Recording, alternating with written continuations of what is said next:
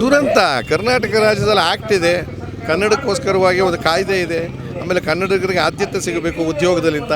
ಉದ್ಯೋಗ ಸಿಕ್ಕುವಂಥ ಸಂದರ್ಭದಲ್ಲಿ ಸರ್ಕಾರದ ಇಲಾಖೆಗಳೇ ತಪ್ಪು ಮಾಡ್ತಾ ಇದ್ರು, ಕಣ್ಣು ಮುಚ್ಕೊಂಡು ಕೂತಿದ್ರೆ ಈ ಸರ್ಕಾರ ಇನ್ಯಾವುದೇ ರೀತಿಯಲ್ಲಿ ಗಮನ ಹರಿಸ್ತಾ ಇದೆ ಅಂದರೆ, ನೀವು ಸಿನಿಮಾದವರು ಅಲ್ಲ ನಾವೇನು ನಮ್ಮ ಹೋರಾಟಕ್ಕೆಲ್ಲ ಬರಲಿಲ್ಲ ಅಂತ ನಿಮ್ಮವರು ಒಬ್ಬರು ಯಾರೋ ನಟ್ಟು ಬೋಲ್ಟು ಅಂತ ಹೇಳ್ತಾರೆ. ಆ ನಟ್ಟು ಬೋಲ್ಟು ತೊಂದರೆ ಆಗಿರ್ತಕ್ಕಂಥ ನಿಮ್ಮ ಇಲಾಖೆಗಳಲ್ಲಿ ಇವತ್ತು ತಪ್ಪು ಒಂದು ಸರಿ ಪ್ರಶ್ನೆ ಪತ್ರಿಕೆಯಲ್ಲಿ ತಪ್ಪಾಯಿತು, ಇನ್ನೊಂದು ಸರಿ ತಪ್ಪಾಯಿತು, ತಿರುಗಿ ಅದನ್ನೇ ಮಾಡ್ತಿದ್ದಾರೆ. ಅದೇ ಆಯೋಗನ ಇಟ್ಕೊಂಡಿದ್ದೀರಿ, ಅದೇ ಆಯೋಗದಿಂದ ಸರಿಯಾದ ಉತ್ತರ ಎಲ್ಲಿ ಸಿಗುತ್ತೆ? ಆ ದೃಷ್ಟಿಯಿಂದ ನಮ್ಮ ಹೋರಾಟ ಖಂಡಿತವಾಗ್ಲೂ ಇದೆ. ನಾನು ನಿಮಗೆ ಕೇಳ್ತಾ ಇರೋದು, ನಿಮ್ಮ ಈ ಲೋಕಸೇವಾ ಆಯೋಗ, ಲೋಪದೋಷ ಆಯೋಗ, ಲೂಟಿಕೋರರ ಆಯೋಗ ಇದೆ, ಅದಕ್ಕೆ ಚಿಕಿತ್ಸೆ ಮಾಡಿ, ಅದನ್ನು ಸರಿ ಮಾಡಿ ಅದೇ ಥರ ಇಲಾಖೆಗಳಲ್ಲಿರ್ತಕ್ಕಂಥ ಭ್ರಷ್ಟಾಚಾರ ತಾಂಡವಾಡ್ತಿರ್ತದೆ. ನಿಮ್ಮ ಎಲ್ಲ ಕಡೆ ನೋಡ್ತಾ ಇದ್ದೀರಲ್ಲ, ಅದು ಆಸ್ಪತ್ರೆ ಇರ್ಬೋದು, ಸ್ಕೂಲ್ಗಳಿರ್ಬೋದು, ರಸ್ತೆಗಳಿರ್ಬೋದು, ಗುತ್ತಿಗಳಿರ್ಬೋದು, ಅಲ್ಲೆಲ್ಲ ನಟ್ಟು ಬೋಲ್ಟನ್ನು ರಿಪೇರಿ ಮಾಡಿ ಈ ಭವಿಷ್ಯ ರಾಜ್ಯದ ಭವಿಷ್ಯ ನಿರ್ಮಾಣ ಮಾಡುವ ವ್ಯಕ್ತಿಗಳ ಭಾಷೆಯ ಆಧಾರದ ಮೇಲೆ ಅವರಿಗೆ ತೊಂದರೆ ಆಗ್ತಕ್ಕಂಥದ್ದು ಬಿಡಬಾರ್ದು. ಆದಷ್ಟು ಬೇಗ ಅಧಿಸೂಚನೆ ಹೊರಡಿಸಿ ವಸ್ತು ಮರುಪರೀಕ್ಷೆ ಮಾಡಿ ಆಯೋಗ ರದ್ದು ಮಾಡಿ ಮತ್ತು ಈ ವಿದ್ಯಾರ್ಥಿಗಳಿಗೆ ಮತ್ತೊಂದು ಅವಕಾಶವನ್ನು ಕಲ್ಪಿಸಿಕೊಡಿ.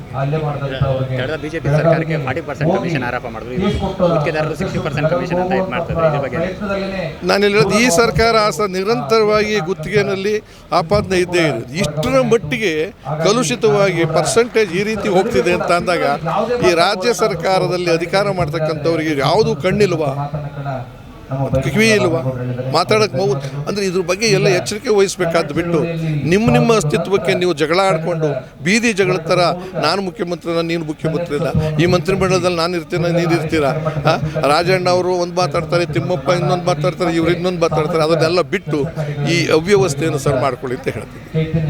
ಒಂದು ಕಡೆ ಮುಖ್ಯಮಂತ್ರಿ ನೆಟ್ಟು ಬೋಲ್ಟು ಟೈಟ್ ಅಂತ ಹೇಳ್ತಾರೆ, ಆದರೆ ವಾಣಿಜ್ಯ ಮಂಡಳಿ ಚಿತ್ರಮಂಡಳಿ ಪ್ರೆಸ್ ಮೀಟ್ ಕರೆದು ಸರ್ಕಾರಕ್ಕೆ ಅಭಿನಂದನೆ ಸಲ್ಲಿಸ್ತಾರೆ ಬಜೆಟಲ್ಲಿ. ಇದ್ರ ಬಗ್ಗೆ ಯಾವುದೇ ಒಂದು ಮಂಡಳಿ ಇದೆಯಲ್ಲ, ಮಂಡಳಿ ಬದುಕಬೇಕಾಗಿರೋ ರಾಜ್ಯದಲ್ಲಿ ನೇರವಾಗಿ ಎಲ್ಲರನ್ನೂ ಎದುರಾಕೊಳ್ಳೋದು ಬೇಡ ಅನ್ನೋ ಭಯದಲ್ಲಿ ಅವ್ರು ಮಾಡಿರ್ಬೋದು. ಆದರೆ ಅವ್ರು ನಟ್ಟು ಬೋಲ್ಟ್ಗೆ ಅಭಿನಂದನೆ ಸಲ್ಲಿಸಿದಾರ ಗೊತ್ತಿಲ್ಲ. ಇವತ್ತೇನು ಅನೌನ್ಸ್ ಮಾಡಿದಾರಲ್ಲ ಇವರು, ಥಿಯೇಟ್ರದ್ದು 200 ರೂಪಾಯಿ ಕಡ್ಡಾಯ ಮಾಡೋದಕ್ಕಂಥದ್ದು, ಆಮೇಲೆ ಬೆನಿಫಿಟ್ಸ್ ಕೊಡ್ತಕ್ಕಂಥದ್ದು, ಅದಕ್ಕೆ ಅಭಿನಂದನೆ ಸಲ್ಲಿಸಿದ್ದಾರೆ. ಇದಕ್ಕೆ ಅಂದರೆ ಅವರು ಅಭಿನಂದನೆ ಸಲ್ಲಿಸಿರೋದು ಸಿದ್ದರಾಮಯ್ಯನವರಿಗೆ, ಮುಖ್ಯಮಂತ್ರಿ ಫೈನಾನ್ಸ್ ಮಿನಿಸ್ಟರ್ ಆಗಿ. ನಟ್ಟು ಬೋಲ್ಟ್ನವ್ರಿಗೆ ಸರಿಯಾದ ಉತ್ತರವನ್ನು ಅವ್ರು ಕೊಟ್ಟಿದ್ದಾರೆ ಅಂತ ಅನ್ಕೋತೀನಿ.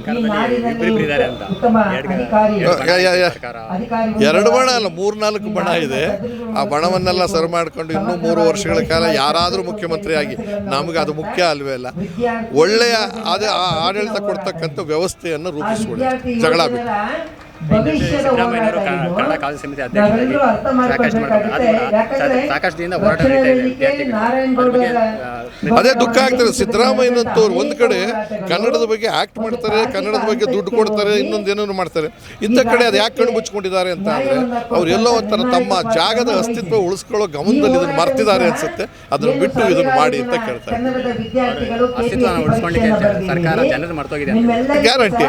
ಯಾಕೆಂದ್ರೆ ನಾನು ಕುರ್ಚಿನೇ ಅಳ್ಳಾಡ್ತಿರ್ಬೇಕಾದ್ರೆ ಬೇರೆಯವ್ರ ಕಣ್ಣು ಕಾಣಿಸೋದೇ ಇಲ್ವಲ್ಲ, ಆ ಕುರ್ಚಿಗೆ ಹೋದ್ರೂ ಚಿಂತಿಲ್ಲ, ಈ ಭಾಷೆ ರಾಜ್ಯ ನಾಡನ್ನು ಉಳಿಸೋದಕ್ಕೆ ಪ್ರಯತ್ನ ಮಾಡಿ.